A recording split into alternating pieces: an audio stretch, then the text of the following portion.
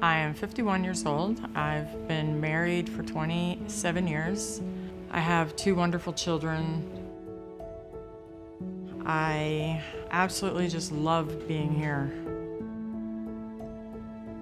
I love horses. I love to crochet blankets for babies and give them away.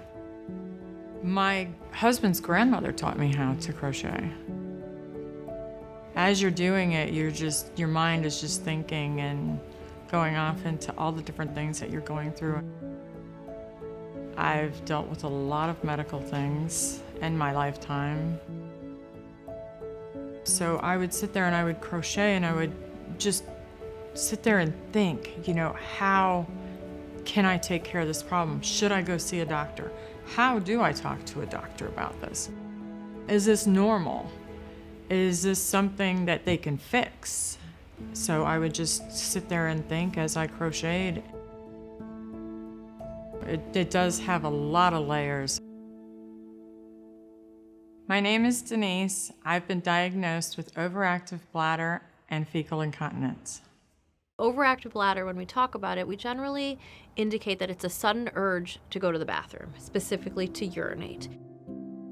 Where you can't inhibit it, possibly involving leakage on the way to the bathroom. But the primary symptom is that sense of urgency. Fecal incontinence is basically what it says, which is leakage of stool accidentally. There are some studies that suggest that probably only 20% of women with accidental bowel leakage or fecal incontinence have ever discussed the problem with a healthcare practitioner.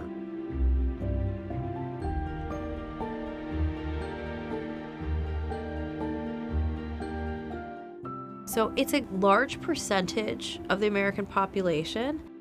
Women, men are embarrassed to talk about this. No one wants to discuss because everyone wants to be normal. My mother dealt with this problem. The older generation never talked about it because it was like a taboo thing. It was very embarrassing, and I didn't know how to cope with that. When patients come in, they're putting themselves in your hands. They're putting all their medical problems out there and they're saying, "Can you help me?" I think a lot of patients feel that if they discuss this kind of disorder, that they're going to be judged for something that they can't necessarily control.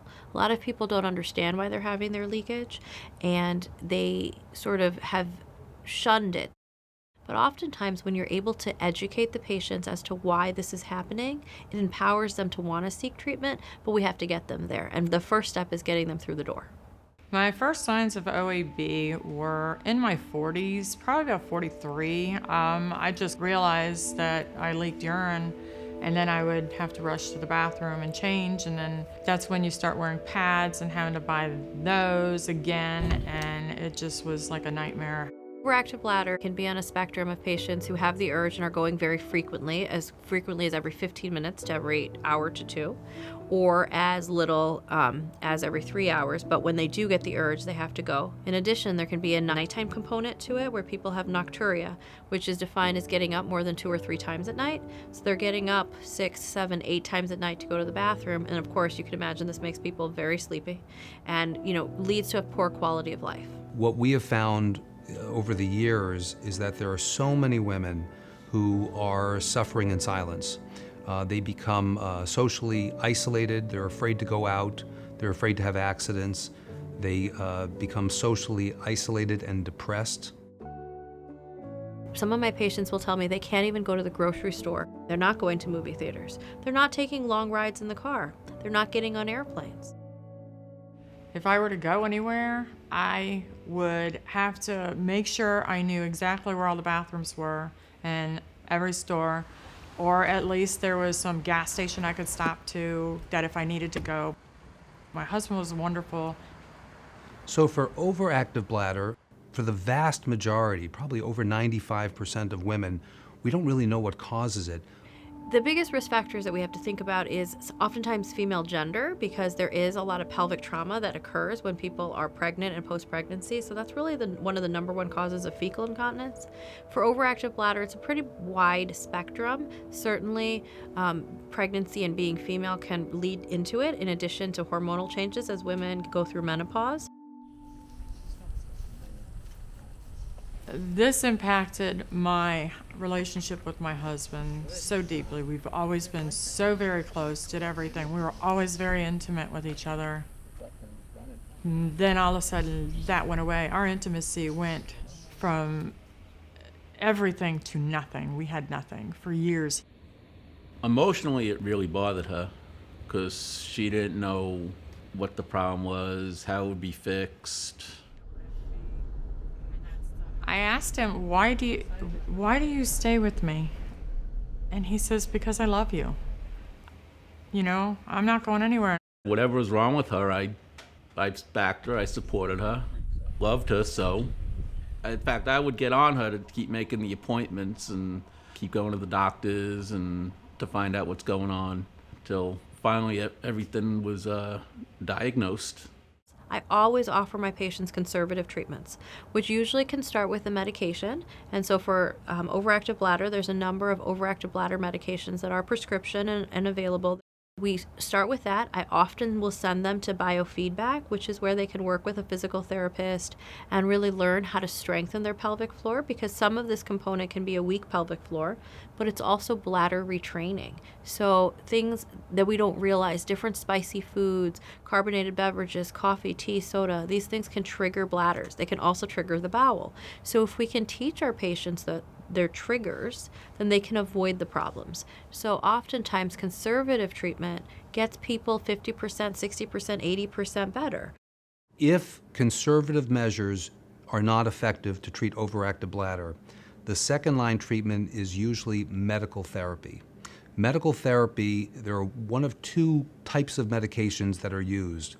One are called anticholinergics, which have been around for about 30 or 40 years. There are some newer medications, and that classification happens to be called beta-3 agonists. Those medications are also very effective in treating overactive bladder. We tried medication. The medications did not work at all.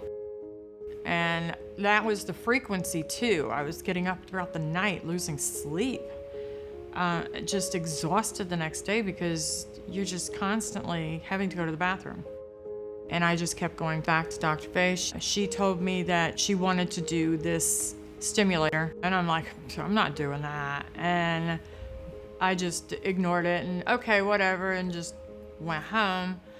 But when the fecal incontinence hit, that was when I knew that I wanted it. Very scared of it, but I wanted my problems to be solved. We do have third-line treatment options where we tap into a medication that we can inject directly into the bladder wall to help paralyze the bladder wall. In addition, we have some what we call neuromodulation treatments where we utilize the nerves that innervate the bladder to calm the bladder down. It does involve a pacemaker-like device that gets implanted under the skin, and there's a wire that stimulates the pelvic nerves. It's a very safe procedure. We're gonna be able to up and go whenever we want, you know, wake up one morning and say, let's just go take a trip up to Georgia or whatever. Romantically, it's helped too.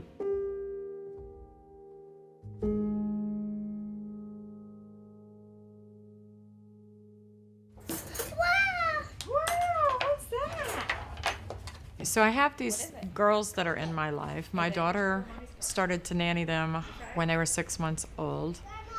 And when she was in college, I grew attached to them. They're my little angels. They call me grandma.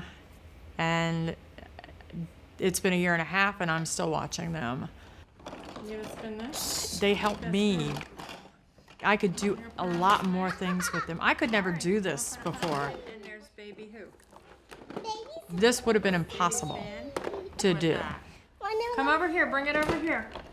A common statement that I hear from women after surgery is, why did I wait so long? And they see that with their friends too, that their friends get treated, they get back to work and get back to the gym very quickly. My husband and I, we are 100% back to where we were when we were first married. I never thought I'd see that day.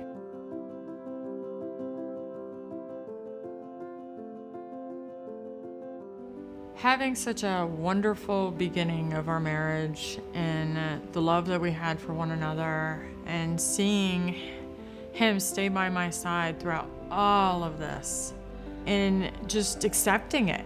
It was a really good test to know that we're going to be married forever. We're just looking forward to the rest of our lives together, you know, probably hopefully like another 40, 50 years together. When I first met my husband, I was really big into horses. I grew up with them. One day, it is my ultimate dream and goal to be able to sit on the back of a horse and ride again. And one day I will.